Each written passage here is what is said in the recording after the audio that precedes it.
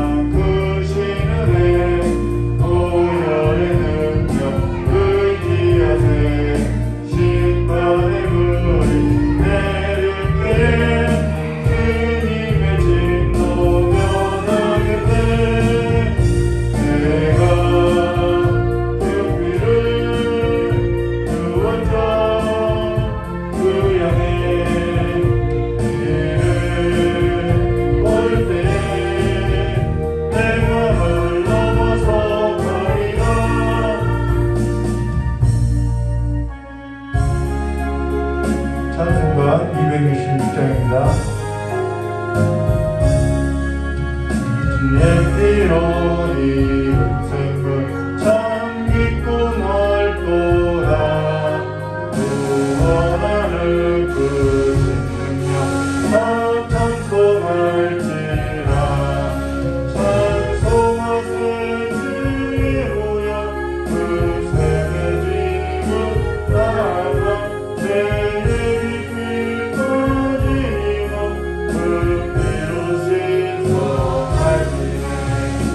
I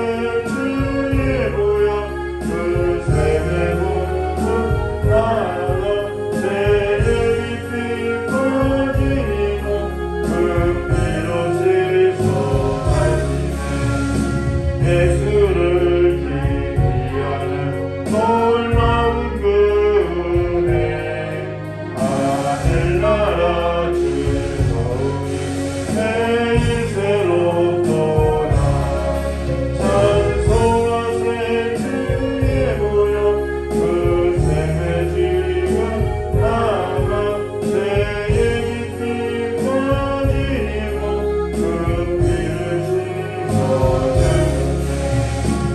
이 시간에 예배 위에 기도하도록 하겠습니다. 하나님을 오늘 하나님의 말씀으로 말미암아 더 깊이 아는 은혜를 내려달라고 기도하도록 하겠습니다. 고맙고 감사하신 하나님 아버지, 오늘 주님의 말씀 앞에 섰고 주님의 말씀을 듣고자 예배당에 나왔사오니 오늘 주님의 말씀으로 말미암아 참으로 예수를 더 깊이 아는 지혜와 지식이 우리의 삶 가운데 충만하게 해주시어서 하나님의 말씀으로 말미암아 거룩하게 된 자들로서 하나님의 말씀 가운데 살아갈 수 있도록 주께 복을 내려주시길 간절히 원하오며 귀하신 예수님의 이름으로 구하며 기도드리옵나이다.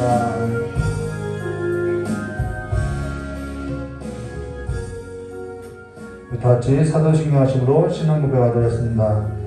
전능하사 천지를 만드신 하나님 아버지를 내가 믿사오며 그 외아들 우리 주 예수 그리스도를 믿사오니 이는 성령으로 잉태하사 동정녀 마리아에서 나시고 본디오 빌라도에게 고난을 받으사 십자가에 못 박혀 주시고 장사한 지 사흘 만에 죽은 자 가운데서 다시 살아나시며 하늘에 오르사 전능하신 하나님 우편에 앉아 계시다가 저리로서 산자와 중자를 심판하려 오시라. 성령을 믿사오며 거룩한 공회와 성도와 소유한 것과 죄를 사하신 것과 몸이 다해 사는 것과 영원히 사는 것을 믿사옵나이다. 아멘. 우리 찬송 다같이 부르심에 하나님 말씀 나누도록 하겠습니다.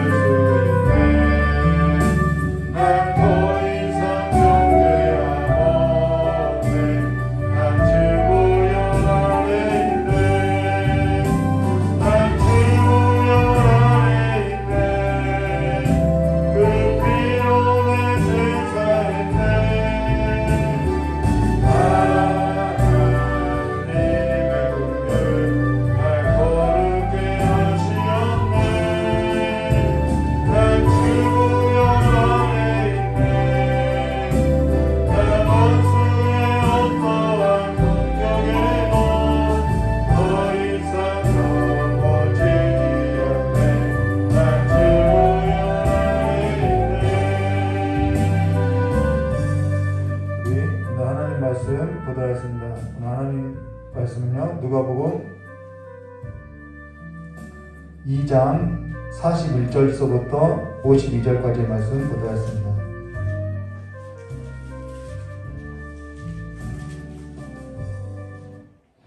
누가복음 2장 41절서부터 52절까지의 말씀 한 절 한 절 교독하도록 하겠습니다.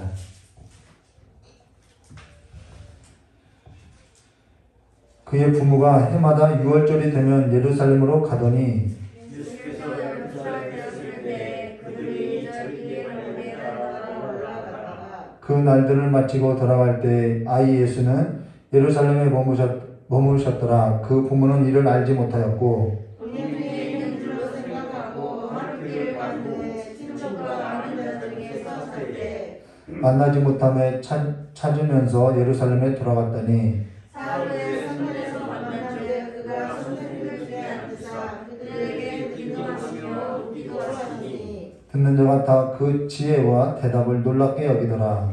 그의 부모가 보고 놀라며 그의 어머니는 이르되 아여 어찌하여 우리에게 이렇게 하였느냐 보라 내 아버지와 내가 뜻심하여 너를 찾았노라. 예수께서 이르시되 어찌하여 나를 찾으셨나이까? 내가 내 아버지 집에 있어야 될 줄을 알지 못하셨나이까? 하시니 그 부모가 그가 하신 말씀을 듣지 못하더라. 예수께서 함께 내려가서 나사렛에 이르러 순종하여 받드시더라. 그 어머니는 이 모든 말을 마음에 드니라. 함께 하겠습니다. 예수는 지혜와 키가 자라가며 하나님과 사람에게 더욱 사랑스러워 가시더라. 아멘. 기도하도록 하겠습니다. 고맙고 감사하신 하나님 아버지,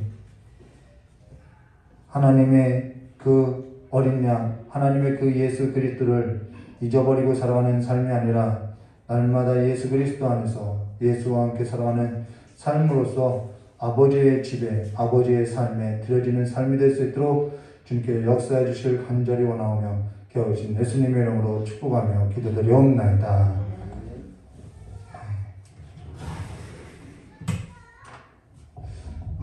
오늘은 누가복음 2장 21절서부터 52절의 말씀으로 잃어버린 예수를 찾으라라는 제목으로 우리 함께 부조했습니다. 세례라는 것은 우리가 옛삶에 대해서 죽고 예수 그리스도와 합하여 세례를 받은 자로서 예수 그리스도 안에서 누구에게 드려진 삶을 사는 거냐면은 하나님께 드려진 삶을 살아간다는 것입니다. 이것이 세례라는 것이죠. 오늘 예수님께서 바로 그 세례와 관련해서 지금 할례를 받았음을 말해주고 있다는 것이죠. 할례의 의미하고 세례의 의미를 구분지어서 말하면은 다르다고 할 수 있는데요. 같은 의미를 갖고 있다는 것입니다. 그러면은 오늘 저와 여러분이 함께 나눌 누가복음 2장 21절과 52절은 사실 두 번에 걸쳐서 할 분량이나 계속해서 누가복음 서두에만 머물러 있는 것 같아가지고요. 오늘은 한 번에 21절부터 52절까지 마치도록 하겠습니다. 그럼 지난 설교에 있어서 우리가 나눴던 것이 뭐냐면요. 하필이면 예루살렘에 많은 사람들이 있는데 제사장들도 있고 또 종교 지도자들도 있는데 랍비들도 있었죠. 바리새인들도 있었죠. 산헤드린 공회원들도 있었죠. 근데 왜 하필 예루살렘 주변에 있던 목자에게 큰 기쁨의 소식이 전해졌는가 해서 우리가 봤다는 것이죠. 그리고 큰 기쁨의 좋은 소식이 무엇인지에 관해서 함께 나눴다는 것입니다. 그래서 오늘 저와 여러분에게 있어서 목자들에게 들려졌던 이 큰 기쁨의 좋은 소식이 저와 여러분에게도 큰 기쁨의 소식이 아니라고 한다면은 사실 지금까지 저와 여러분은 거짓된 소식을 듣고 즐거워하면서 속고 있었다는 것이죠. 근데 속고 있었다는 것은 저와 여러분이 거짓의 아비에게 속하여서 이방 신들을 섬기고 살아가는 삶하고 같다라는 것입니다. 그래서 하나님께 영광을 돌리는 삶이 아니라 자기에게 영광을 돌리는 삶을 살게 된다는 것이죠. 근데 오늘 우리가 함께 나눌 성경에는 이 예루살렘 주변에 있었던 이 목자들과 같은 사람들이 비슷한 유형의 사람들이 나오는데요. 그게 누구냐면은 시몬과 안나라는 사람이라는 것입니다. 자, 이들도 목자들과 같이 하나님의 나라에 있어서 기다리며 하나님의 영광을 바라보며 하나님께로부터 들려질 큰 기쁨의 소식을 기다렸던 자들이라는 것이죠. 그러면은 우리 21절 말씀 볼까요? 할례할 8일이 되매 그 이름을 예수라 하니 곧 잉태되기 전에 천사가 일컬음 받으라 라고, 여기 8일이 되면 할례하였다 라고 이야기하죠. 요거는 레위기 12장 1절부터 8절에 보면은 아이를 출산할 때 아들이면은 8째 날에 할례를 행할 것을 명했다라는 것입니다. 근데 왜 하필 8일째냐? 8이라는 숫자가 7이라는 숫자 다음에 있죠. 우리가 7이라는 숫자는 너무나도 잘 알려있죠. 안식일이고 또 그 창조의 숫자를 말하는 거죠. 완전한 창조를 말하죠. 7이라는 숫자는 이들에게 있어서 물질 세계에 있어서 완전한 창조를 말한다는 것입니다.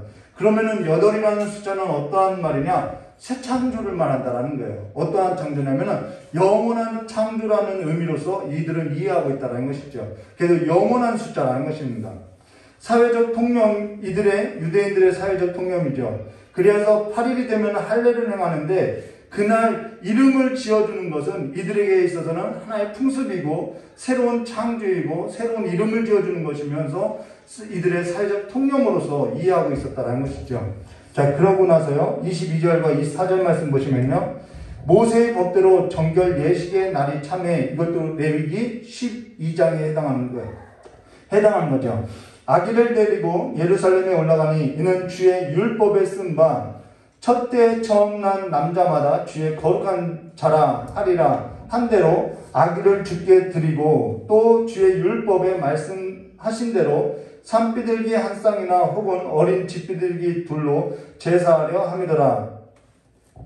여기 모세의 법대로 정결 예식이 날이 참회라는 것은 앞서 언급했듯이 레위기 12장에 해당한다는 것입니다. 근데 그냥 참고로 알아두시면요, 이때 당시 집비둘기의 가격이, 이 집비둘기를 드렸다는 것은 가난한 자들의 재물을 말하는데 이때 당시 집비둘기가 싸지가 않았어요. 이때 당시 헤롯 성전이 지어질 때였고 성전의 그 비용을 충당하기 위해서 여기서 세금을 받았는데 그 집비둘기를 팔았던 그 세금이 얼마냐면은 오늘날에 9만 원 정도라는 것입니다. 10만 원 정도 했다라는 거예요. 집비둘기 한 마리가요. 근데요, 여기 우리가 오늘 저와 여러분이 한 가지 기억할 것이 뭐냐면은 구약이라는 것은 말라기 선지자가 구약의 마지막 선지라고 하는데요. 맞아요. 근데 구약이라고 할 때는 말라기 선지자를 말하는 것이 아니라 세례 요한까지 구약이라는 것입니다. 그래서 마태복음 11장 13절과 15절에 모든 선지자와 율법이 예언한 것은 요한까지니 만일 너희가 즐겨받을진대 오리란 엘리야가 곧 이 사람이니라. 귀 있는 자는 들을지어다 라고 모든 선지자와 율법이 예언한 것이 세례 요한까지라는 것입니다. 그러하다면 지금 이들이 살아가고 있는 그 사회적인 삶이라는 것은 무엇에 이렇게 지배되어 있냐면은 구약과 율법에 대한 사회적 통념으로서 지배되어지고 살아왔다라는 거예요. 그래서 시몬이라는 이 사람도 지금 구약과 율법에 대해서, 그 다음 또 누구냐면은 예수님의 어머니 마리아도 구약과 율법에 대해서 지금 행하고 있다라는 것이죠. 자, 근데요, 25절 말씀 보시면 이렇게 말씀하셨어요. 예루살렘에 시몬이라는 사람이 있으니 이 사람은 의롭고 경건하여, 여기서 의롭고 경건하다는 것은 구약과 율법에 있어서 그가 의롭고 경건했다는 것을 말하는 거죠. 어째서 의롭고 경건한 삶을 살았느냐 나오죠. 이스라엘의 위로를 기다리는 자라 성령이 그 위에 계시더라 라고 말하고 있다는 것입니다. 여기 중요한 것이 있다는 것입니다. 지금 이들의 삶이라는 것은 구약에 있어서 율법이 사회 통념으로서 지배적인 삶을 살아가고 있는데 지금 시므온에게 성령이 그 위에 계시더라 라고 말하고 있다는 것이죠. 이 사람은 의롭고 경건하여 이스라엘의 위로를 기다리는 자라라고 지금 기다리고 있다는 것입니다. 그러면은 지금 저와 여러분에게 있어서 또 모든 사람에게 있어서 한 가지 기억할 것이 뭐냐면요, 우리가 진정으로 필요한 것이 뭐냐는 거죠. 우리가 진짜 정말 우리에게 필요한 것이 뭐냐는 거예요. 위로가 필요하다라는 것입니다. 진정한 위로가 필요하다라는 거예요. 이 세상에는 위로자가 없다라는 거예요. 세상 나라의 위로가 아닌 하나님 나라에 있어서 위로자가 필요하다라는 것입니다. 욥기서 17장 3절 말씀 청하건대 나에게 담보물을 주소서. 나의 손을 잡아줄 자가 누구리까? 라고. 욥에게는 3명의 친구가 위로자라고 해서 그에게 권면도 했고 조언도 했고 함께 있어줬다라는 거예요. 그러나 욥에게는 그가 진정한 위로자가 될 수 없었다라는 것이죠. 나에게 진정한 위로자가 있었으면 좋겠다라고 지금 고백하고 있다라는 것이죠. 이게 전 인류에게 던져진 질문이라는 것입니다. 모든 사람에게 필요한 것이 이 위로자라는 거예요. 그런데 이 위로자라는 것은 세상이 가져다 주는 것이 아니라는 것이죠. 자, 그러고 나서요. 그러면 우리가 정말 필요한 이 위로자를 우리는 기다리고 있느냐는 거예요. 이게 신앙이라는 것이죠. 이 위로자를 기다리면서 살아가는 것이죠. 자, 그러고 나서 26절과 27절 말씀 볼까요? 그가 주의 그리스도라는 것이 바로 메시아를 말하죠. 주의 그리스도를 보기 전에는 죽지 아니하리라 하는 성령의 지시를 받았더니 성령의 감동으로 성전에 들어가매 마침 부모가 율법의 관례대로 행하고자 하여 그 아기 예수를 데리고 오는지라. 이제 만났어요. 여기서 그가라는 것은 이 시몬을 말하는 거죠. 근데 그가 주의 그리스도를 보기 전에는 죽지 아니하리라 하는 성령의 지시하심을 받았더니 라고 이야기하고 있는데요. 여기 그라는 것은 시몬인데 이 시몬이라는 사람은 신약의 사람이 아니라 구약과 율법의 지배적인 사회적인 통념을 갖고 살아가는 사람으로서 의롭고 경건한 자로서 이스라엘의 위로자를 기다리면서 살았다는 것을 우리가 기억해야 한다는 거예요. 이것을 기억해야 하는 까닭이 무엇이냐면요. 여기 본문 말씀 보면은 주의 그리스도를 보기 전에는 죽지 아니하리라는 성령의 지시를 받았다라고 이야기하는데요. 그러면은 이 시몬은 구약과 율법에 있어서 지배적인 삶을 살았다고 하면은 여기서 말한 주라는 것은 누구를 말하냐면 여호와 하나님이라는 거예요. 그럼 여호와 하나님을 말하고 주의 그리스도라는 것은 여호와 하나님께로부터 기름 부음 받은 자, 그 자를 기다렸음을 말해줬다는 것이죠. 어떻게요? 성령의 지시함을 받아서요. 삼위의 하나님이 여기서 나오는 거죠. 그가 주의라는 것은 그들에게 주의라는 것은 여호와 하나님이라는 것입니다. 주의 그리스도라고 말하죠. 주의 그리스도를 보기 전에는 죽지 아니하리라 하는 성령의 지시함을 받았더니라고. 이게 중요하다는 것이죠. 그래서 여기서 말하는 주라는 것은 이들에게 있었던 구약과 율법에서 여호와 하나님을 말하고 그리스도라는 것은 여호와께로부터 기름 부음 받을 약속된 메시아를 말한다는 것입니다. 그분이 그러면은 지금 성령의 지시함을 받아서 지금 이 성령에 감동되어서 성전에 들어가서 아기를 보고 그 아기를 경배했다는 것은 아기 예수가 누구라는 거예요? 여호와 하나님께로부터 기름 부을 그리스도라는 것이죠. 성경이 지금 그것을 말해줬다는 것입니다. 그분만이 온 인류에 있어서 위로자라는 거예요. 구약과 율법에 약속했던 그 그리스도, 목자들에게도 그 그리스도가 가장 큰 기쁨의 소식이었고 지금 시몬도 그 이스라엘의 위로자를 기다렸는데 그분이 바로 예수 그리스도임을 말해줬다는 것이죠. 여기 그가 주의 그리스도를 보기 전에는 죽지 아니하는 성령의 지시함을 받았더니라고 성령의 지시함을 받았다라고 이야기하고 있죠. 그리고 자기가 임의대로 성전에 들어간 것이 아니라 성령의 감동이 되어서 성전으로 들어갔다는 것입니다. 그러면은 이 아기 예수는 구약과 율법에 있어서 지금 약속되었던 그리스도임을 말하고 여호와로부터 기름 부음 받은 자임을 말해줬다는 것입니다. 오늘 저와 여러분에게 있어서 가장 중요한 사건이 일어나야 하는데요. 그게 뭐냐면은 죽기 전에 그리스도를 봐야 한다는 거예요. 죽기 전에 예수가 그리스도라는 사건에 있어서 내 삶에 있어서 일어나야 한다는 것이죠. 사도 바울도 예수를 핍박했죠. 근데 그 예수가 그리스도이구나라는 것을 알았을 때 그의 삶이 변했음을 말해줬다는 것입니다. 죽기 전에 예수 그리스도를 봐야 하는 이 사건이 내게 일어나야 한다는 거예요. 하나님 나라에 있어서 위로자이신 예수 그리스도를 이 성령 하나님의 지시하심과 성령의 감동으로 예수가 나의 구주이시구나, 나의 위로자이구나, 이것을 만나는 사건이 되어야 한다는 것입니다. 죽어서 본다는 것은 너무 늦는 거라는 것이죠. 우리가 이 삶에서도 기다려야 한다는 것입니다. 그러고 나서요, 27절, 여러분, 성령의 역사로 예수가 그리스도이심을 만나지는 사건이 있으시기를 주님의 이름으로 축원합니다. 27절, 성령의 감동으로 성전에 들어가며 마침 부모가 율법의 관례대로 행하고자 하여 그 아기 예수를 데리고 오는지라라고. 지금 구약과 율법이 지금 성령의 역사로 이어지고 있는데요, 그 아기 예수께로 지금 결속되고 있다는 거예요. 구약과 율법이 지금 예수 안에서 성취되고 완성되고 있다는 것이죠. 근데 사실 이보다 더 중요한 역사는 없다는 것입니다. 갈라디아서 3장 23절과 27절, 믿음이 오기 전에는 우리가 율법 아래 매인바 되고, 여기 계시될 믿음 때까지 갇혔다라는 말 기억하세요? 계시될 믿음의 때까지 갇혔느니라. 이같이 율법이 우리를 그리스도께로 인도하는 초등교사가 되어 우리로 하여금 믿음으로 말미암아 의롭다함을 얻게 하려 함이니라. 믿음이 온 후로는 우리가 초등교사 아래 있지 아니하는도다. 너희가 다 믿음으로 말미암아 그리스도 예수 안에서 하나님의 아들이 되었으니 누구든지 그리스도와 합하기 위하여 세례를 받는 자는 그리스도의 옷을 입었느니라 라고 말한다는 것이죠.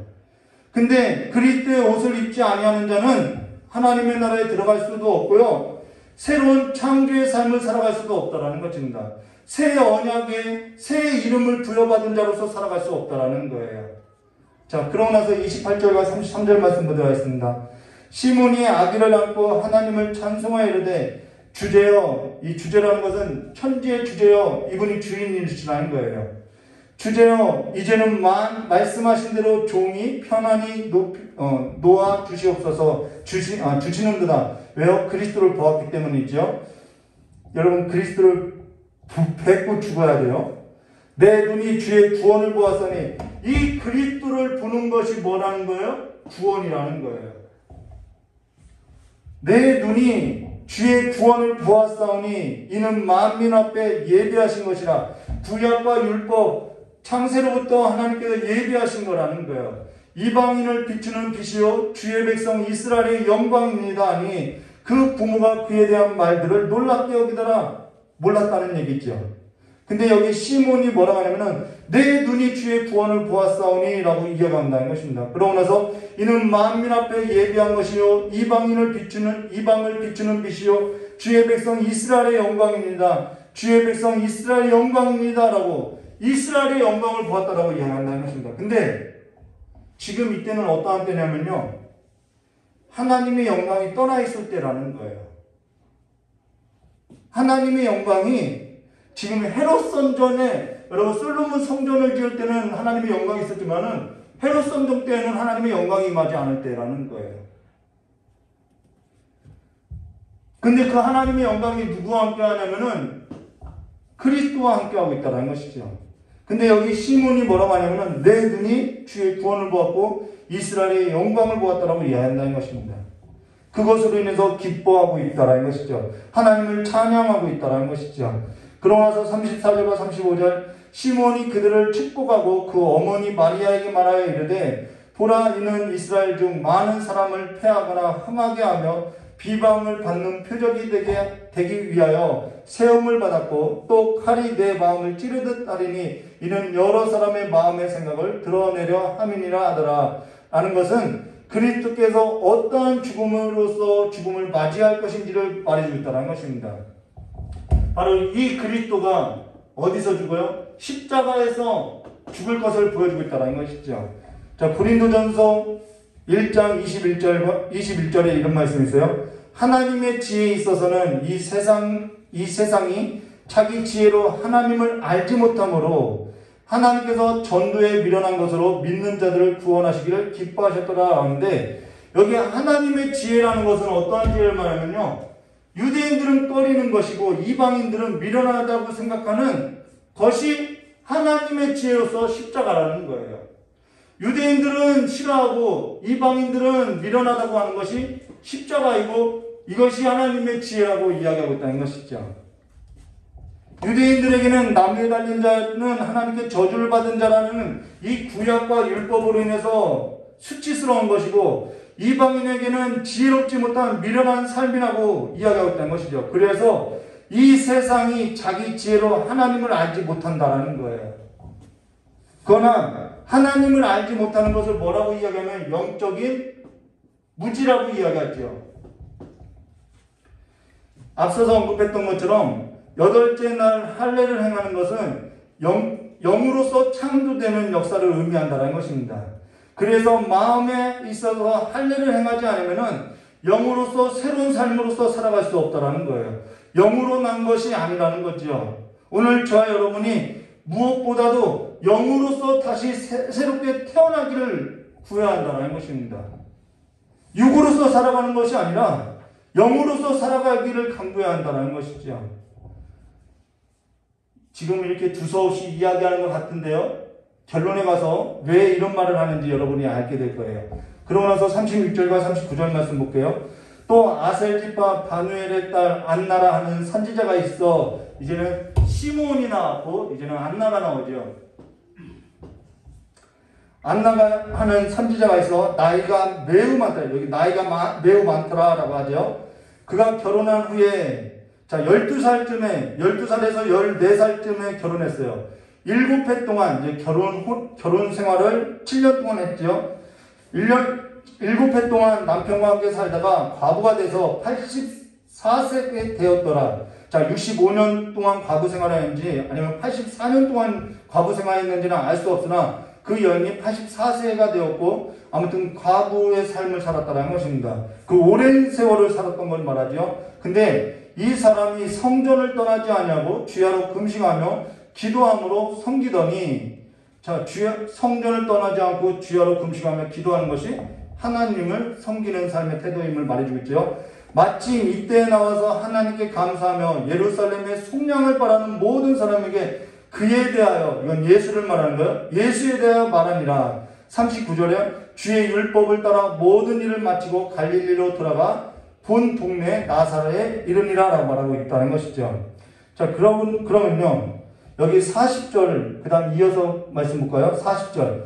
아기가, 이 말씀을 마치고 나서 아기가 자라며 강하여지고 지혜가 충만하여 하나님의 은혜가 그 위에 있더라 라는 성경 구절로서요 마치게 되는데요.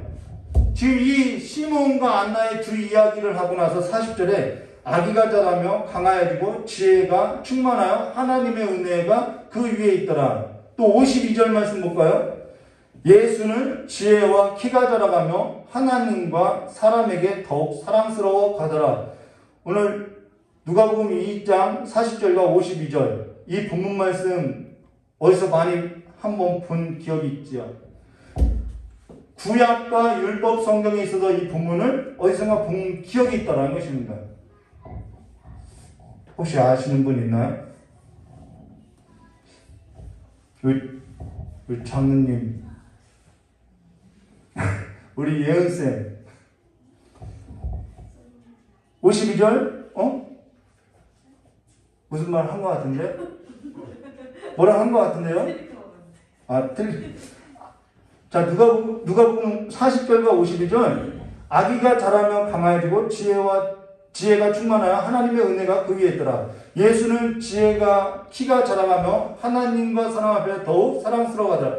이 본문 저희가 사무엘서를 나눌 때 강조했었죠. 사무엘상 2장 26절 말씀 보시면은 아이 사무엘이 점점 자라매 여호와와 사람 앞에서 은총을 더 받더라. 그래서 은총이라는 말이 사랑을 더 받더라 라는 것입니다. 저와 여러분이 1년 넘게 사무엘서를 나눌 때 정말 중요한 본문이라고 하면서 설교했던 적이 있었다는 것입니다. 자, 오늘 시몬과 안나 그리고 사무엘의 시대를 이야기하는데요. 사무엘상 3장 19절과 20절 말씀 보시면 이렇게 말하죠. 사무엘이 자라매 여호와께서 그와 함께 계셔서 그의 말이 하나도 땅에 떨어지지 않게 하시니 단에서부터 브엘세바까지 온 이스라엘이 사무엘을 여호와의 선지자로 세움을 입은 줄을 알았더라. 선지자로 세움을 입은 줄을 알았다라는 거예요. 그러하다면은 여러분 구약과 율법에 있어서 사회적인 통념을 가지고 있었던 사람이라고 하면은 저와 여러분이 구약 성경에 있어서 율법에 있어서 읽고 묵상하는 삶에 있어서 익숙하였다라면은 지금 우리가 함께 나누는 이 성경 구절이 구약과 율법에 있어서 사무엘서하고 똑같네라는 것을 알아들을 수 있다라는 거예요. 그리하여서 오늘 누가복음 2장 21절과 52절에 있어서 이해하는 데 있어서는 이 사무엘서를 모르고서는 정확하게 이해할 수 없다라는 거예요. 그러면은 지금 사무엘이 자라나는 것과 예수께서 자라나는 것하고 비교했던 까닭이 어디 있느냐? 당시 시대적 상황이 예수님이 자라나는 때하고 사무엘이 자라나는 때하고 똑같더라는 거예요. 이해되시나요? 그 이야기를 지금 하고 싶다라는 거예요. 우리가 밤거리를 지날 때 저기 소돔과 고모라 같아 라는 표현을 쓰지요. 이런 표현은 지금 그 밤거리의 풍경이 소돔하고 고모라 같다라는 거예요. 비교해서 말하고자 한다는 것이죠. 그래서 그 밤거리를 다니는 그들이 깨어있지 못하다라는 것을 표현할 때 그렇게 표현한다는 것이죠. 지금 이 누가복음 2장 40절과 52절 이 표현은 사무엘상 2장 26절 사무엘이 자라가며 여호와와 사람 앞에 은총을 받더라라는 거한 그 시대가 똑같다라는 것을 이렇게 말해주고 있다는 것이죠. 이것은 구약과 율법에 있어서 아는 사람들이면 누구나 다 이 본문 사무엘서와 같은데 이해한다라는 거예요. 그러면은 사무엘이 나고 자랄 때 어떠한 때냐? 저와 여러분이 알고 있듯이 사사시대라는 거예요. 사사시대라는 거예요. 그러면은 사사시대는 어떠한 때냐? 사사기서도 나눴지요? 사사기서 21장 25절의 말씀을 보시면 그때 이스라엘의 왕이 없으므로 사람이 각기 자기 소견에 옳은 대로 행하였더라라고 하나님께서 이들의 왕인데 왕으로 섬기지 않던 때가 사사시대라는 거예요. 우리가 성경 역사를 보아서 알듯이 이들은 하나님이 왕인데도 하나님을 왕으로 섬기지 않고 자기 소견대로 살던 시대가 바로 이때라는 거예요. 그래서 지금 비교하고 있다는 것입니다. 사사기서 2장 8절과 10절에 뭐라고 이야기하죠? 여호와의 종 눈의 아들 여호사가 110세의 죽음에 무리가 그의 기업 경내 에브라임 산지 가스산 북쪽 뒷날 헤레스에 장사하였고 그 세대의 사람도 다 조상들에게 돌아왔고 그 후에 일어난 다음 세대가 아니라 다른 세대래요. 이 다른 세대의 정의가 뭐냐면은 여호와를 알지 못하고 여호와께서 이스라엘을 위하여 행하신 일도 알지 못하더라. 앞서서 언급했던 영적 무지해라는 것입니다. 영적 무지한 때라는 거예요. 하나님을 알지 못해요. 그리하여서 이들이 어떻게 하냐면 하나님을 알지 못하니까 하나님을 무시하고 하나님을 멸시하고 자기 소견에 옳은 대로 행동하더라는 것이죠. 그들이 하나님을 무시하고 하나님을 멸시하는 까닭이 어디냐면은 하나님을 알지 못하기 때문에 하나님을 멸시하고 하나님을 무시하고 살더라는 것이죠. 그리하여서 사무엘상 3장 1절 지금 누가복음이 이 언급을 하는 것은 예수님께서 자라고 날 때도 그와 같았다라는 거예요. 그래서 사무엘상 3장 1절에 아이 사무엘이 누구 앞에서요? 엘리 앞에서 여호와를 섬길 때 여호와의 말씀이 희귀하여 이상이 보이지 아니하더라. 흔히 보이지 않더라.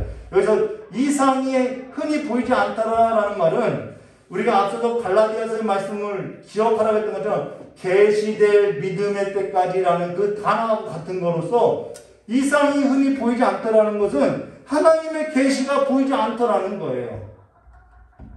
믿음이 오기 전에 상태가 그러했음을 말해줬다는 것이죠. 하나님의 계시가 끊어진 때를 말해줬다는 것입니다. 그래서요, 사무엘상 3장 2절에 어떻게 하죠? 엘리의 눈이 점점 어두워가서 잘 보지 못하는 그때 그가 자기 처소에 누웠고, 사무엘상 3장 3절에 하나님의 등불은 아직 꺼지지 아니하였으며 사무엘은 하나님의 궤에 있는 여호와의 전 앞에 누웠더라. 자, 엘리 제사장은 눈이 점점 어두워졌어요. 그래서 자기 처소에 눕는데 사무엘은 그가 여호와의 궤에 있는 여호와의 전에 누웠는데 누가 그러한 삶을 살았죠? 안나가 살았지요. 나이 많은 그 안나가 성전을 떠나지 않고 살았지요. 근데 엘리 제사장, 사무엘상 그 어두웠던 그 시대에 엘리 제사장은 눈이 어두워져서 나이가 많아 어떻게 지내요? 자기 처소에 누웠다고 하지요. 지금 비교해서 보여주고 있다는 거예요.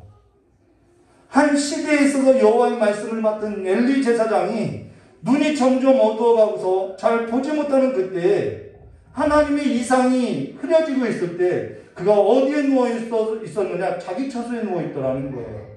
근데 앞서서 누가복음 2장 21절과 39절 하나님의 나라에 있어서 보고자 했던 시므온하고 안나는 그와 달리 살았다라는 것입니다. 근데 이때 시대의 모든 종교인들이 눈이 어두워서 그렇게 살아왔다라는 거예요. 여기 안나의 삶은요, 세 가지로 정의할 수 있어요. 아셀집과 바누엘의 딸로서 12세에서 14세까지 살았어요. 그리고 7년을 결혼 생활을 했어요. 그 다음 84세가 되도록 이 긴 세월을 성전을 떠나지 않고 금식하며 기도하며 하나님을 섬기며 이스라엘의 위로자를 위해서 기도했다라는 거예요. 이런 삶을 살았다고 이야기하고 있죠. 하나님의 위로를 기다리면서 살았다라는 것입니다. 하나님의 나라에 있어서 보고자 했다라는 거예요. 이스라엘의 위로가 필요하다라고 통곡하면서 기도했다라는 거예요. 이 기도가 어디에 있죠? 사무엘서에 또 나오죠. 한나의 기도에서 나오죠. 이 본문이 사무엘서와 매우 유사하다라는 것입니다. 이거는 사무엘 때의 시대가 바로 이때의 시대와 같았다라는 것을 이렇게 표현하고 있다는 것이죠. 그러고 나서 사무엘상 4장 17절부터 18절 말씀 보시면 이런 말씀이 있어요. 수십일 전하는 자가 대답하여 이르되 이스라엘의 블레셋 사람 앞에서 도망하였고 백성 중에 큰 사륙이 있었고 당신의 두 아들 홈니와 비느하스도 죽임을 당하였고 하나님의 궤는 빼앗겼나이다. 하나님의 영광이 떠났다라고 이야기하고 있죠. 하나님의 궤를 말할 때 엘리가 자기 의자에서 뒤로 넘어져 문 곁에서 목이 부러져 죽었으니 이게 우상이 멸할 때의 모습과 같은 거예요. 여기서 나오죠. 나이가 많고 비대한 까닭이더라. 그가 이스라엘 사사가 된 지 40년이었더라라고. 그가 나이가 많고 비대한 까닭이 어디 있었냐? 하나님의 여호와의 말씀에 있어서 게을렀다라는 것입니다. 하나님의 말씀에 있어서 게을렀고 하나님의 말씀에 있어서 계승하지 않았다라는 거예요. 왜 이렇게 말씀을 강조하는지 아시겠나요? 여기 누가복음 2장 21절과 29절 시므온하고 안나는 나이가 많아요. 근데 그들의 눈이 어둡지 않고 깨어 있었고 하나님의 성전을 떠나지 아니하며 주야를 금식하며 주의 날을 사모하며 기도하며 하나님을 섬겼다라고 말하고 있어요. 사무엘 시대의 종교 지도자들에게 있어서는 하나님의 영광은 떠나 있었던 것처럼 지금도 하나님의 종교 지도자들에게 있어서는 하나님의 영광이 떠나 있음을 보여주고 있죠. 하나님의 궤가 이때에 블레셋 사람들에게 빼앗겼음을 말해주고 있다는 것입니다. 사무엘상 2장 12절 말씀 볼까요? 엘리의 아들들은 행실이 나빠 여호와를 알지 못하더라. 사실 이들의 행실이 나빠서 여호와를 알지 못한 것이 아니라 여호와를 알지 못했기 때문에 이들의 행실이 나빴다라는 거예요.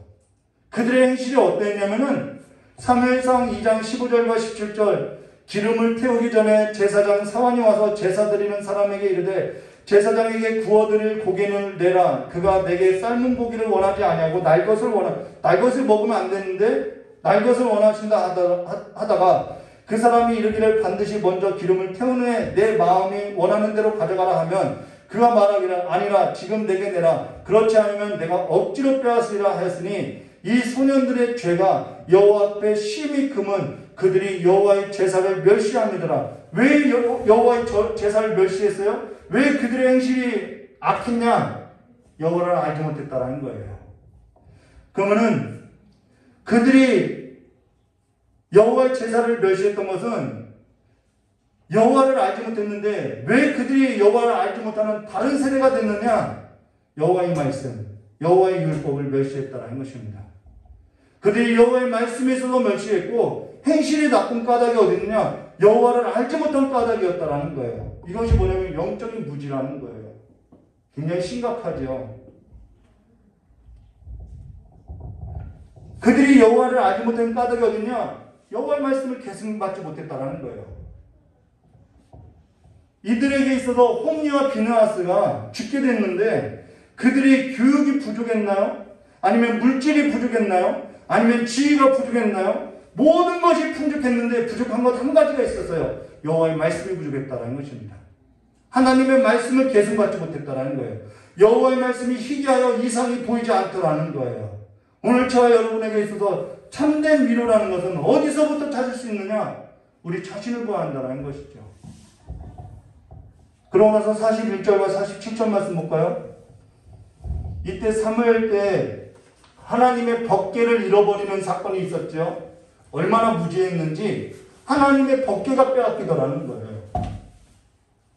근데요, 41절과 47절, 그의 부모가 해마다 6월절이 되면 예루살렘으로 가더니 예수께서 12살이 되었을 때에 그들이 이 절기의 관례를 따라 올라갔다가 그 날들을 마치고 돌아올 때에 아이 예수는 예루살렘에 머물렀더라. 그 부모는 이를 알지 못하고 동행 중에 있는 줄 생각하고 하룻길을 간 후 친족과 아는 자 중에서 찾되 어디서 찾아야 돼요? 예수님은 아버지의 집에서 찾아야 하는 것이 맞죠? 만나지 못하며 찾으면서 예루살렘에 돌아갔더니 사흘 후에 성전에서 만난즉 그가 선생들 중에 앉으사 그들에게 듣기도 하고 묻기도 하시니 듣는 자가 다 그 지혜와 대답에 놀랍게 여기더라라고 얘기해요. 그래서 두 가지를 엿볼 수 있는데요. 하나는 예수께서 12살 되었을 때라는 것이죠. 12살이라는 시기는 매우 중요하다는 것입니다. 사춘기를 접어들어서 중요한 시기가 아니라 여호와의 말씀에 있어서 준비되어야 할 시기가 12살이라는 거예요. 근데 여기 6월절이 되면은 예루살렘으로 가는데 지금 절기의 관례를 따라 예루살렘으로 올라갔는데 그 날들을 다 마치고 들어가는데 아이 예수는 예루살렘에 머물렀다는 것이죠. 근데 그 부모는 이를 알지 못하고 하룻길로 갔는데 부모가 어떻게 모를 수 있느냐? 당시에는 절기를 지키려면요, 가족 단위로 움직였기 때문에 서로 돌보아줬기 때문에 잊어버리는 일들이 간혹 있었어요. 근데 그게 중요한 것이 아니라 사흘 후에 성전에서 만난즉 듣는 자가 다 그 지혜와 대답에 놀랍게 여기더라라고 이야기했죠. 자, 놀랍게 여겼다라는 것은 알지 못했다라는 거예요. 그래서 깨닫게 됐다라는 것이죠. 근데 여기 중요한 것이 있는데 그게 뭐냐면은 6월절 절기에 있어서 반드시 있어야 할 것이 뭐죠? 6월절 양이 있어야 한다는 것입니다. 6월절 절기에 반드시 있어야 하는 것은 6월절 양이 있어야죠. 근데 지금 이들이 6월절 어린 양을 두고 정작 알지 못하고 6월절 때 6월절 어린 양을 잃어버리고 있다는 거예요. 그게 뭐죠? 예수 그리스도. 지금 시몬과 안나가 지금 그리스도가 예수라고 이야기하고 있죠. 근데 6월절에는 반드시 6월절 양이 있어야 하는데 그 6월절 어린 양은 누구냐면 예수 그리스도를 말한다는 거예요. 근데 그들은 정작 6월절 어린 양을 데리고 다니면서 6월절 어린 양을 알지 못하고 6월절 어린 양을 잃어버리는 일이 벌어졌다는 거예요. 이게 지금 저와 여러분에게 무슨 얘기를 하냐면요. 오늘 저와 여러분이 드리는 예배에 있어서 예수를 잃어버리고 드릴 수 있다는 거예요. 내가 주인공으로서 서 있을 수 있다는 거예요. 지금 저와 여러분이 살아가는 삶에 있어서 6월절 희생된 어린 양을 잃어버리고 살아갈 수 있다는 거예요. 이 세상 자기 지혜로 하나님을 알지 못하고 전도에 미련한 것으로서 믿는 자들에게 구원하는 그 기쁨에 있어서 모르고 자기 소견대로 하나님을 무시하고 멸시하고 살아갈 수 있다는 거예요. 이 이야기를 해주고 있다는 것입니다. 고린도전서 2장 6절과 10절. 여러분, 예수를 잃어버리고 살아갈 수 있다니까요. 고린도전서 2장 6절과 10절. 그러나 우리가 온전한 자들 중에서는 지혜를 말하노니 이는 이 세상 지혜가 아니요 또 이 세상에서 없어질 통치자들의 지혜도 아니요 오직 은밀한 가운데 있는 하나님의 지혜를 말하는 것으로서 곧 감춰졌던 것인데 하나님이 우리 영광을 위하여 만세전에 미리 예비하신 것이라. 우리 영광을 위해서 만세전에 예비한 것은 예수 그리스도밖에 없어요. 이 지혜는 이 세대의 통치자들이 한 사람도 알지 못하였나니 만일 알았더라면은 영광의 주를 십자가에 못 박지 아니하였으라. 이것이 시몬이 예언했던 거지요. 기록된 바 하나님이 자기를 사랑하는 자들을 위하여 예비하신 모든 것은 눈으로 보지 못하고 귀로 듣지 못하고 사람의 마음으로 생각하지 못한다 함과 같으니라. 그래서 마음의 할례를 받으라고 이야기한 거죠. 오직 하나님이 성령으로 이것을 우리에게 보이셨으니 성령은 모든 것 곧 하나님의 깊은 것까지도 통달하시니라. 그 성령을 통해서 오늘 저와 여러분이 하나님의 어린 양 예수 그리스도를 만나는 사건이 있어야 한다는 거예요. 예수 그리스도와 함께 살아가는 삶의 동행이 있어야 한다는 거예요. 지금 오늘 저와 여러분이 잃어버린 예수를 찾고 있는지, 성령을 구하고 듣고 살아가는지, 성령께 매달려서 위로자이신 예수 그리스도를 구하는 삶으로서 살아가는지, 우리는 예수를 잃어버리고 살아갈 수 있는 삶을 살아왔다는 것입니다. 계시될 믿음이 오기 전 사람으로서 살고 있지 않냐는 거예요. 나에게는 여호와의 말씀이 희귀하고 이 계시될 믿음이 오기 전으로서 이상이 흔히 보이지 않는 삶으로서 살지 않냐는 거예요. 예수가 내게 있어서 분명히 보이지 않지 않냐는 것이죠. 마태복음 16장 25절과 27절 누구든지 제 목숨을 구하고자 하면 잃을 것이요 누구든지 나를 위하여 제 목숨을 잃으면 찾으리라. 사람이 만일 온 천하를 얻고도 제 목숨을 잃으면 무엇을 유익하리요? 사람이 무엇을 주고 제 목숨을 바꾸겠느냐? 인자가 아버지의 영광으로 그 천사와 함께 오리니 그때 각 사람의 행한 대로 갚으리라 라고. 근데 지금도 그때나 사사시대나 예수를 찾지 않더라는 거예요. 예수를 그냥 잃어버리고 살아가고 있다는 것이죠. 여기 예수님의 그 사역에 있어서 대부분 예수님의 사역은 30세에 공생애를 시작했다라고 이야기했죠. 틀린 말 아니에요. 근데 누가에 따르면 예수님의 사역은 12살 때부터 시작했다라는 것입니다. 내가 아버지의 집에 있다라는 예언적인 메시지를 우리에게 전달했다라는 거예요. 그러나 더 근본적으로는 그분은 영원 전부터 영원까지 사역하고 있다는 것이죠. 그러나 누가에 따라서 48절과 51절 말씀 보도록 하겠습니다. 그의 부모가 보고 놀라 그 어머니에게 이르되 아이야 어찌하여 우리에게 이렇게 하느냐 보라 내가 내 아버지와 내가 근심하여 너를 찾았느라. 예수께서 이르시되 어찌하여 나를 찾으셨나이까 내가 내 아버지 집에 있어야 될 줄을 알지 못하셨나이까. 이때부터 사역이 시작했다라는 거예요. 그러나서 그 부모가 그가 하신 말씀을 깨닫지 못하더라. 그러나서 예수께서 함께 내려가서 나사렛에 이르러 순종하여 받드시니 그 어머니는 이 모든 말을 마음에 드니라라고. 첫 사역지가 어디냐면은 여러분 예수님께서 30세부터 33세까지 사역을 시작했다고 이야기해요. 근데 이 3년의 사역을 하기 전에 몇 년을 사역한 거예요? 18년을 어디서 사역했냐면 첫 가정에서 사역했다는 것입니다. 가정이 사역지라는 거예요. 창조의 근원이시며 근본 하나님이신 하나님의 아들 예수께서 말씀이 육신되어 우리 가운데 거하여서 첫 사역으로서 사역했던 곳이 어디냐면 가정이더라는 거예요. 18년 동안 순종하고 복종하고 받들었다라는 거예요. 그래서 52절 그 18년 동안 복종하고 순종하고 받든 그 삶으로서 자기를 억제하고 자기를 부인하면서 사는 그 삶으로 인해서 예수님께서 52절 예수는 지혜와 키가 자라가며 하나님과 사람에게 더욱 사랑스러워 가더라 은총을 받더라 라고 말하고 있다는 것입니다. 이 삶이 있었다라는 거예요.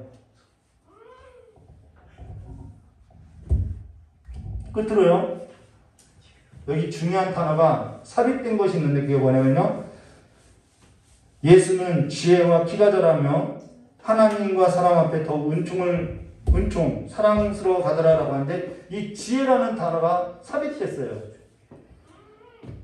왜 이 지혜라는 단어가 삽입되었냐면요, 이 지혜라는 것은 세상의 지혜를 말하는 것이 아니라는 거예요.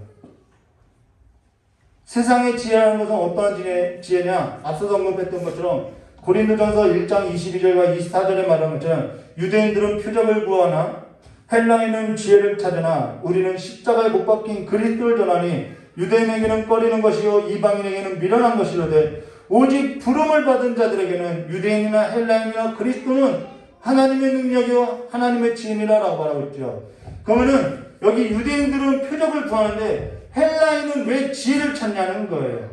여기서 헬라인들이 지혜를 찾으나라고 하는 그 지혜가 뭐냐면은, 헬라인은 지혜를 찾으나라는 건 뭐냐면요, 당시에 헬라인은 지금 저와 여러분도 헬라적인 사고를 갖고 살아가는 사람으로서 유대인을 제외하면 다 헬라인에 포함되고 있는데요, 헬라인이 찾는 지혜는 어떠한 지혜냐? 행복한 삶이 지혜에서 나온다라고 생각해서 지혜를 찾았다라는 거예요. 결국 무엇을 추구했냐면 행복을 추구했다라는 거죠. 이게 헬라인들이 찾는 지혜로서 지혜라는 것입니다. 이것이 이 세상의 지혜라는 거예요. 행복 추구. 십자가의 삶이 아니에요. 그래서 십자가로서의 살아가는 삶은 우리의 삶으로서 봤을 때는 미련하다고 생각하는 거예요.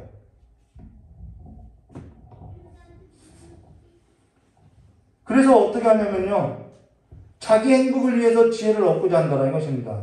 십자가의 삶을 따라 살아가려고 하는 것을 미련한 사람이라고 이야기하는 거예요. 예수를 찾아 살아가는 그 삶의 길에 있어서 미련하다고 이야기하는 거예요.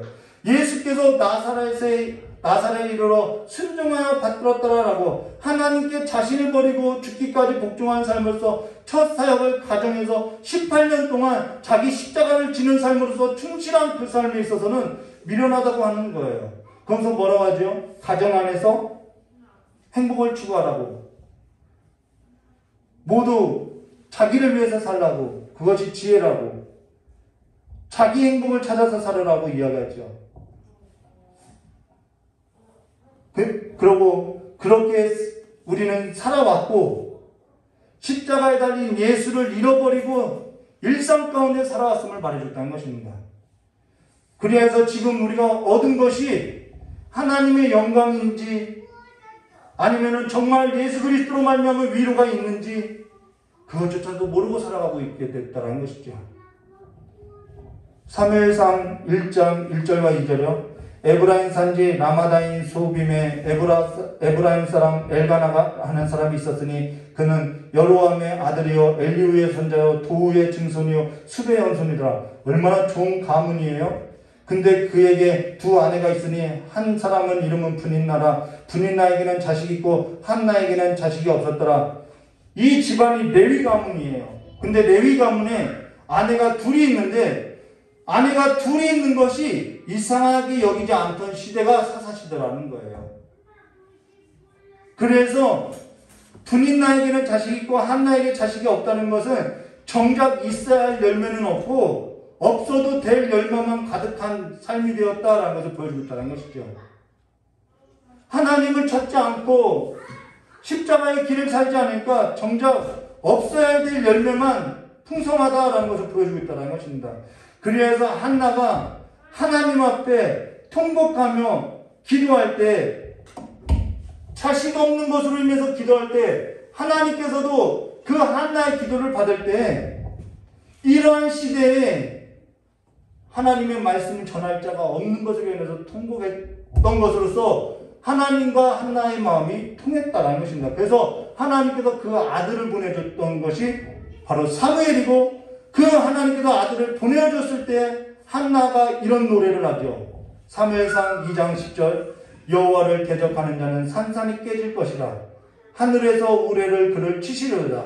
여호와께서 땅끝까지 심판을 내리시니 자기 왕에게 힘을 주시며 자기의 기름 부음 받은 자를 뿔을 높이시라. 여기서 바로 한나의 기도 속에 기름 부음 받은 자가 나온다는 것입니다.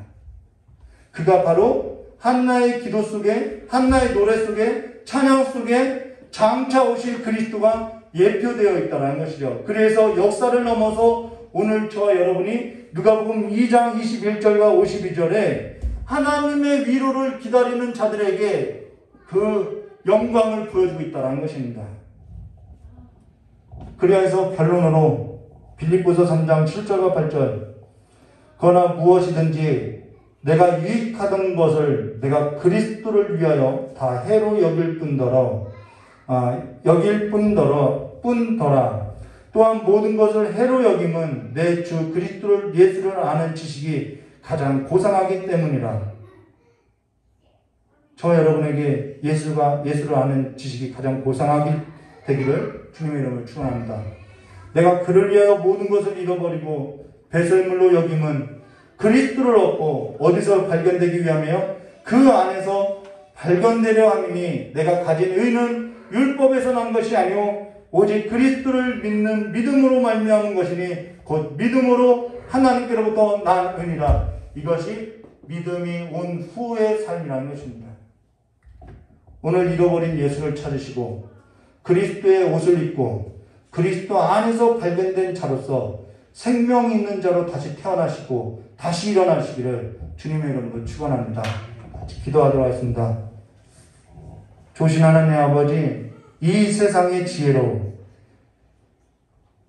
헛된 행복을 찾아서 살아가는 것이 아니라 영원한 것을, 그리스도 예수 안에 있는 그 영원한 생명을 얻는 자들로서 다시 일어나는 삶으로서 일어날 수 있도록 복을 내려주시길 간절히 원하오며 겨우신 예수님의 이름으로 축복하며 기도드리옵나이다.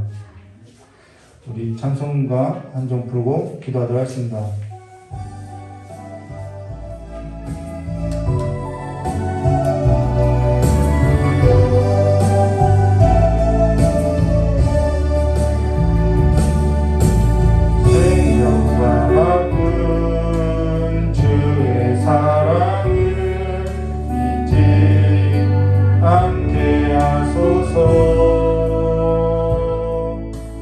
나를 위해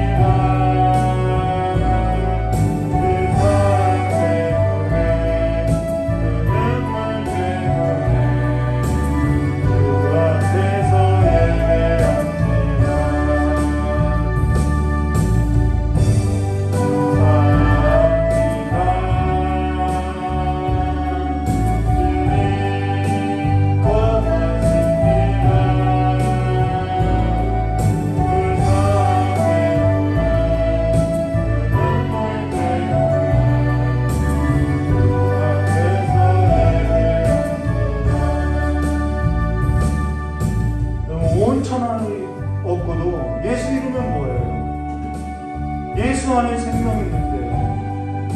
모든 것을 다 얻고도 예수 이름은 뭐하냐고요. 예수를 얻으시고 예수를 찾으시고 예수와 함께 내 삶이 동행하고 있는지 십자가의 삶을 살아가시기를 주님의 이름을 축원합니다. 그 십자가가 우리에게 있어서 하나님의 능력이요 하나님의 지혜이고 하나님의 생명이며 하나님의 영원한 나라의 복이며 하나님의 나라의 유업을 잇는 삶의 길임을 말해주겠다는 거예요. 행복을 추구하지 마시고 여러분 십자가를 추구하시기를 주님의 이름으로 축원합니다. 이 시간에 깨달은 말씀을 들고 기도하도록 하겠습니다. 고맙고 감사하신 하나님 아버지, 우리의 마음 가운데 아버지께서 우리에게 주시고자 했던 예수를 보게 하여 주시옵고 날마다 주의 그 십자가를 보며 날마다 마음을 한련을 하며 날마다 하나님 아버지를 섬기며 날마다 하나님과 함께 동행하는 삶으로서 내가 예수와 함께 살아가는 자들인지 내가 예수와 함께 생명이 있는 자인지 내가 지금 예수를 잃어버린 자로서 살아가는 것이 아닌지 날마다 우리의 삶은 그 십자가 앞에 두고 십자가 안에서 예수와 함께 살아가는 삶이 될 수 있도록 복을 내려주시는 것을 원합니다. 복을 얻으려고 하는 삶이 아니라 내 삶의 복이 십자가가 되게 할 수 없고 내 삶에서 세상에 자랑을 만들려고 하는 것이 아니라 육체로서 삼으려는 것이 아니라 내 육체를 십자가의 못을 받고 주 외에는 자랑할 것이 없는 예수가 나의 삶에 자랑이 되는 삶으로서 살아갈 수 있는 믿음의 성도들이 될 수 있도록 하나님의 믿음의 선물로 받은 구원의 이름을 자들이 될 수 있도록 주 역사해 주시옵고 예수와 함께 살아가는 삶이 될 수 있도록 주 역사해 주시는 것을 원합니다. 내 삶 가운데 예수를 잃어버리고 아버지의 집을 잃어버리고 내 삶에서 내 자리에 누워서 살아가는 삶이 되지 않도록 지금 이 시간에 우리의 삶 가운데 성령을 부어주시옵고 우리의 삶에 참된 위로자가 없음을 아버지 우리를 불쌍히 여겨주셔서 날마다 우리의 삶 가운데 하나님의 위로가 하늘에서부터 담비가 내려주실 수 쏟아질 수 있도록 저 역사해 주시옵고 날마다 그 하나님의 그 위로를 받는 자들이 될 수 있도록 그 역사해 주시길 간절히 원합니다. 하나님과 사람 사이에 위로자가 있어야 하니 그 위로자를 우리가 죽기 전에 이 땅 안에서 보고 살아가는 삶이 되게 해주시옵고 만나고 살아가는 삶이 되게 해주시옵고 함께 동행하는 삶이 될 수 있도록 저 우리의 마음과 우리의 생각과 우리의 모든 삶을 새롭게 함으로 말미암아 이제는 예수와 함께 십자가로 말미암아 아버지 앞에 드려진 삶으로서 아버지의 영광이 되는 삶이 될 수 있도록 저 역사해 주시길 간절히 원합니다. 그 삶의 길이 미련한 것이 아니라 우리가 여호와를 알지 못하였고 우리가 어리석었고 우리가 마귀에게 속아서 아버지 이 세상의 것을 추구하면서 살아갔음을 이 시간에 고백하오니 오늘 우리의 심령을 새롭게 해주셔서 오직 예수로서 살아가는 삶이 될 수 있도록 저 새롭게 해주시길 간절히 원하오며 깨우신 예수님의 이름으로 축복하며 기도드리옵나이다. 조신 하나님 아버지, 예수를 아는 일에 있어서 힘을 쓰게 해주시옵고 그 어떠한 지식보다 예수를 아는 지식을 가장 고상하게 여기며 살아가는 삶이 될 수 있도록 주의 역사해 주시옵고 온 천하를 얻고 호령하는 그 삶으로 말미암아 생명 있는 자들로서 살아가는 것이 아니라 예수를 얻고 예수 안에 있는 큰 기쁨의 소식을 얻으며 하나님의 그 영광 가운데 다니는 빛들의 아들로서 살아갈 수 있도록 주께도 복을 내려주시길 간절히 원하며 기어오신 예수님의 이름으로 축복하며 기도드리옵나이다. 우리 주기도문으로 수예배를 마치도록 하겠습니다. 하늘에 계신 우리 아버지여 이름이 거룩히 여김을 받으시며 나라의 마옵시며 뜻이 하늘에서 이루어진 같이 땅에서도 이루어지라. 오늘 우리에게 일용할 양식을 주옵시고 우리가 우리의 죄인자에 사하는 것 같이 우리 죄를 사하여 주옵시고 우리를 시험에 들게 하지 마옵시며 다만 악에서 구하옵소서. 대개의 나라와 권세 영광의 아버지께 영원히 싸움나이다. 아멘. 우리 하나님께 영광을 올리겠습니다. 감사합니다.